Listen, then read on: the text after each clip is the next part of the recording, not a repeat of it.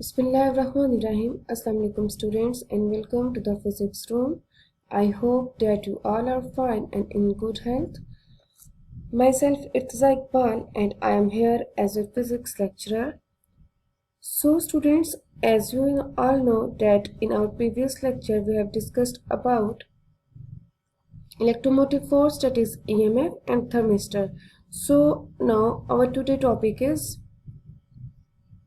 internal resistance, terminal potential difference, and also we are going to discuss about electrical power and maximum power output. So let's get started from internal resistance of a supply. So what is internal resistance of a supply? Its definition is the resistance present inside all supplies is known as internal resistance of a supply. This resistance which is present inside supply is very small as compared to the resistance in a closed circuit which is connected to the electrical potential supply. Thus all supply must have some small internal resistance. Means कि वो resistance जो कि inside है यानी कि interior resistance हम लोग कह सकते हैं किसी भी सोर्स की या सप्लाई की, लाइक सेल और बैटरी। सेल या बैटरी की जो अपनी रेजिस्टेंस है उसे हम लोग क्या कहते हैं, इंटरनल रेजिस्टेंस, जो कि इसके नेम से भी बिल्कुल क्लियर है। Internal resistance of a cell, जो सेल हम लोग यूज़ करेंगे या फिर जो बैटरी हम लोग यूज़ करेंगे उसकी जो अपनी इंटरनल रेजिस्टेंस है उसे हम लोग क्या कहेंगे, internal resistance of a supply. और ये रेजिस्टेंस जो है वो बहुत ज़्यादा स्मॉल है as compare to the resistance in a close circuit. जो हम लोग एक्सटर्नल एक डिवाइस यूज़ करते हैं लाइक रजिस्टर, उसकी जो रेजिस्टेंस है वो ज़्यादा है as compare to the internal resistance of cell. Thus all supply must have some internal resistance। जितने भी हमारे पास सोर्सेज हैं EMF के, उनके पास कुछ ना कुछ इंटरनल रेजिस्टेंस होती है। लाइक अगर हमारे पास सेल है तो सेल हम लोगों को पता है कि सेल के अंदर इलेक्ट्रोलाइट का सोल्यूशन है जो कि आयंस पे कंसिस्ट करता है। सो वहाँ पे करंट क्यों प्रोड्यूस होती है, due to flow of this ions और चार्जेस। तो वहाँ पे हमारे पास जो इंटरनल रेजिस्टेंस है वो एक्चुअली सेल ही अपने जो चार्जेस हैं उनको ही अपोज करेगा, उनके फ्लो को ही अपोज करेगा। तो वहाँ पे जो रेजिस्टेंस ऑफर होगी उस इलेक्ट्रोलाइट की वजह से, सोल्यूशन की वजह से, तो उसे हम लोग क्या कहेंगे, internal resistance of a cell. ठीक है, तो जितनी हमारे पास जो सोर्सेज हैं, सोर्सेज ऑफ EMF हैं, सेल्स हैं, बैटरीज हैं, उनकी इंटरनल रेजिस्टेंस भी ज़रूर होती है। और वो इंटरनल रेजिस्टेंस जो है एक्सटर्नल रेजिस्टेंस से बहुत ज़्यादा स्मॉल होती है। जैसा कि आप यहाँ पे डायग्राम में देख सकते हैं कि हमारे पास ये डायग्राम में एक सेल हम लोग यूज़ करें जिसकी इंटरनल रेजिस्टेंस को यहाँ पे रिप्रेजेंट किया गया है R से। ठीक है, ये सोर्स, और यहाँ पे हम लोगों ने एक बैटरी कनेक्ट कर दी है तो जो कि सोर्स ऑफ EMF है। और यहाँ पे इसकी हमारे पास जो इंटरनल रेजिस्टेंस है यानी कि जो अपने ही चार्जेस के फ्लो को अपोजिशन यहाँ पे अपोज कर रही है, तो उसे हम लोग क्या कहते हैं, इंटरनल रेजिस्टेंस। ओके, और यहाँ इसे हमारे पास कनेक्टेड है एक एक्सटर्नल सर्किट से, एक्सटर्नल रेजिस्टर से, जिसकी रेजिस्टेंस जो है वो बहुत ज़्यादा है। सो दैट्स वाई हम लोगों ने इसको रिप्रेजेंट किया है कैपिटल R से, क्योंकि इस रेजिस्टर की जो रेजिस्टेंस है वो ज़्यादा है। और यहाँ पे जो हमारे पास बैटरी हम लोग यूज़ करें, जो सेल यूज़ करें, उसकी जो इंटरनल रेजिस्टेंस है वो क्या है, स्मॉल है। और हम लोग यहाँ पे जो करंट है वो फ्लो करेगी from positive to negative. So इसकी एक्सप्लेनेशन हम लोग देख लेते हैं। When cell deliver no current then potential difference become equal to the EMF of the cell. Means कि जब सेल जो है ये कोई भी करंट प्रोड्यूस नहीं करेगा सर्किट में से, कोई भी करंट फ्लो नहीं कर रही सर्किट में, तो हमारे पास जो पोटेंशियल डिफरेंस है वो किसके इक्वल है, EMF, जो कि हम लोग लास्ट लेक्चर में भी स्टडी कर सकते हैं। डेट जब कोई भी हमारे पास जो सेल है वो करंट किसी भी सर्किट के साथ या किसी भी सर्किट में अटैच नहीं होगा, कोई भी करंट फ्लो नहीं करेगी, तो हमारे पास वो जो सेल का पोटेंशियल डिफरेंस है वो किसके इक्वल होगा, इलेक्ट्रोमोटिव फोर्स। और याद रखना है कि इलेक्ट्रोमोटिव फोर्स जो है वो एक फोर्स से मिलकर ये एनर्जी ऑफ सोर्स है जो कि कन्वर्ट करती है केमिकल एनर्जी को इलेक्ट्रिकल एनर्जी में। ठीक है, या फिर हम लोग कह सकते हैं कि जब हम लोग सेल को डायरेक्ट अटैच करते हैं वोल्टमीटर के साथ तो वो आपको वैल्यू देता है। लाइक लेट सपोज कि हम लोगों ने वहाँ पे सपोज किया था 5 वोल्ट का हमारे पास सेल है, तो उस 5 वोल्ट को हम लोगों ने डायरेक्टली कनेक्ट कर दिया था वोल्टमीटर के साथ, तो आपको जो है वो कंप्लीटली 5 वोल्ट ही शो कर रहा था। ठीक है, मीन्स कि वो जो हमारे पास वहाँ पे जो पोटेंशियल डिफरेंस था वो किसके इक्वल था, EMF के इक्वल था। ठीक है, यानी कि अगर हम इस बैटरी को रेजिस्टर के साथ कनेक्ट ना करें बल्कि किसके साथ कनेक्ट करें, एक वोल्ट मीटर के साथ कनेक्ट कर दें और कोई भी करंट जो है वो फ्लो नहीं करे, तो पोटेंशियल डिफरेंस किसके इक्वल होगा? ईएमएफ के इक्वल होगा। जितने ईएमएफ है उतनी ही पोटेंशियल डिफरेंस होगी। बट जब हम लोग एक इस सेल को, इस सोर्स ऑफ ईएमएफ को अटैच कर रहे हैं एक एक्सटर्नल रेजिस्टर के साथ, और यहाँ पे करंट जो है वो फ्लो करेगी, तो यहाँ पे हमारे पास जो पोटेंशियल डिफरेंस है वो ईएमएफ के इक्वल नहीं होगा, बल्कि यहाँ पे हम लोगों के पास वो इक्वल होगा टर्मिनल पोटेंशियल डिफरेंस के equal.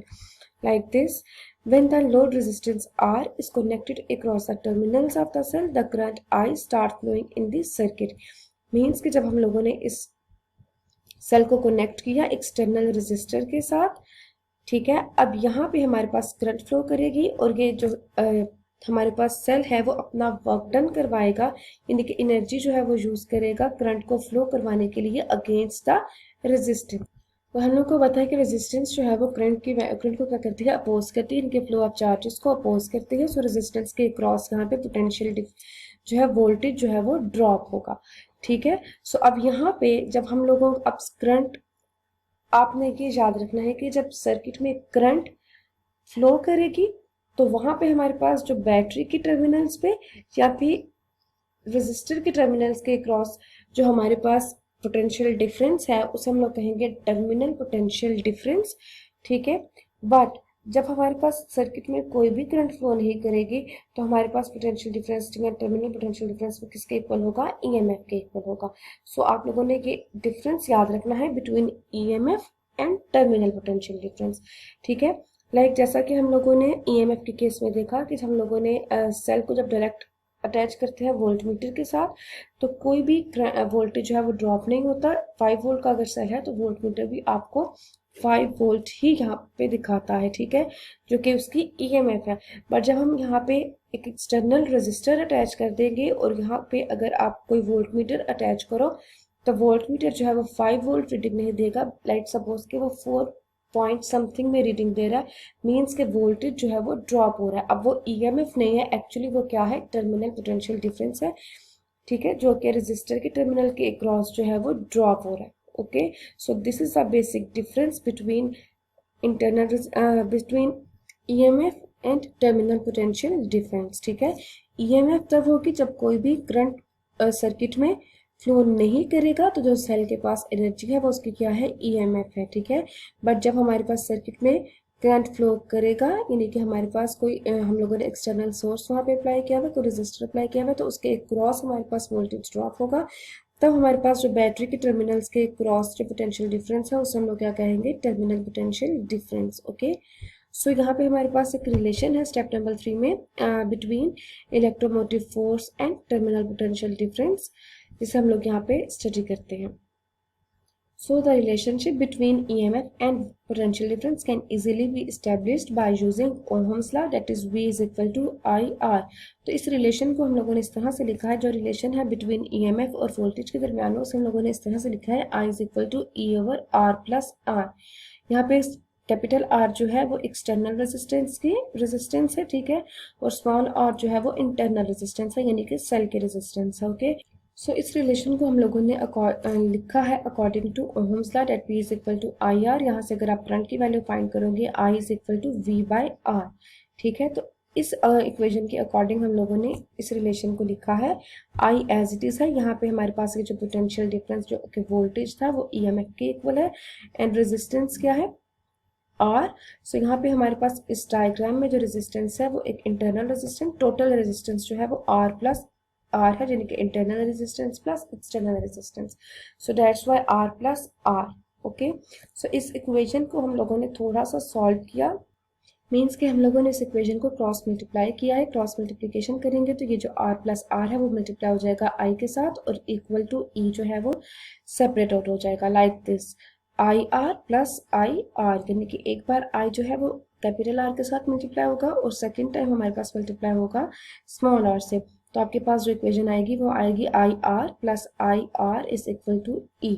Okay, so next step में हम लोगों ने I और कैपिटल R को यहाँ पे सेपरेट आउट किया, is equal to E minus I R, यानी कि ये जो हमारे पास I और स्मॉल r था ये पहले प्लस है तो दूसरी साइड पर जाके आपके पास माइनस हो जाएगा।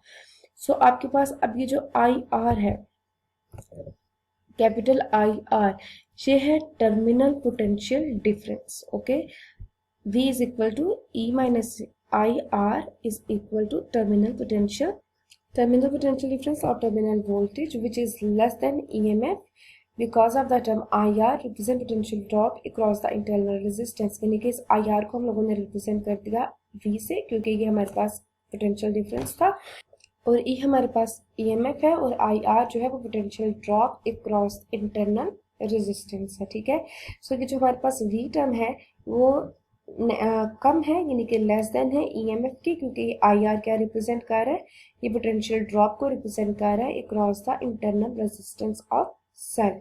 ओके, सो यहाँ पे हमारे पास कुछ केसेस हैं। VT इज इक्वल टू, यानी कि VT means terminal potential difference जो है वो इक्वल कब होगा EMF के, terminal potential difference less than कब होगा EMF के, और टर्मिनल पोटेंशियल डिफरेंस ग्रेटर कब होगा EMF के।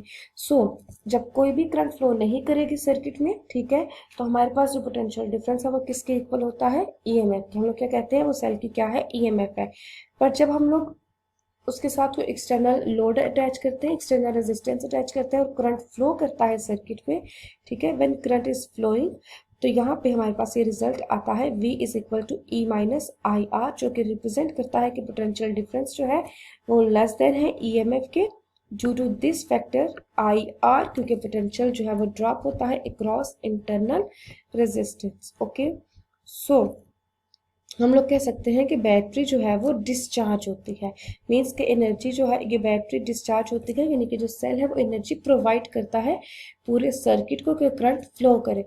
इट मीन्स कि बैटरी डिस्चार्ज है, और डिस्चार्जिंग के केस में जो टर्मिनल पोटेंशियल डिफरेंस है वो स्मॉल होगा EMF से। ठीक है, और लास्ट केस है when battery is being charge, battery charge होगी, मीन्स हम लोग मोबाइल की बैटरी का केस कंसीडर करें कि जब मोबाइल की बैटरी हमारे पास डिस्चार्ज हो जाती है, लो हो जाती है, तो हम लोग उसे दोबारा चार्जिंग पे लगाते हैं, तो वो चार्जिंग प्रोसेस में हमारे पास बिल्कुल रिवर्स हो जाएगा कि टर्मिनल पोटेंशियल डिफरेंस जो है वो ज़्यादा हो जाएगा EMF। ओके, सो ये तो था हमारे पास internal resistance of a supply, कि इंटरनल रेजिस्टेंस क्या है और एक्सटर्नल रेजिस्टेंस हम लोगों ने यहाँ पे स्टडी की। उसके बाद हम लोगों ने स्टडी किया difference between EMF and terminal potential difference, ठीक है, जो कि आप लोगों ने इंपॉर्टेंट है, याद रखना है। उसके बाद हम लोगों ने रिलेशन फाइंड किया बिटवीन EMF एंड वोल्टेज, और हम लोगों के पास कुछ केसेस है कि कब हमारे पास टर्मिनल पोटेंशियल डिफरेंस जो है वो ज़्यादा होगा, या कब हमारे पास EMF और टर्मिनल पोटेंशियल डिफरेंस दोनों सेम होंगे। सो ये की पॉइंट्स हैं जो कि आप लोगों ने याद रखने हैं। Okay students.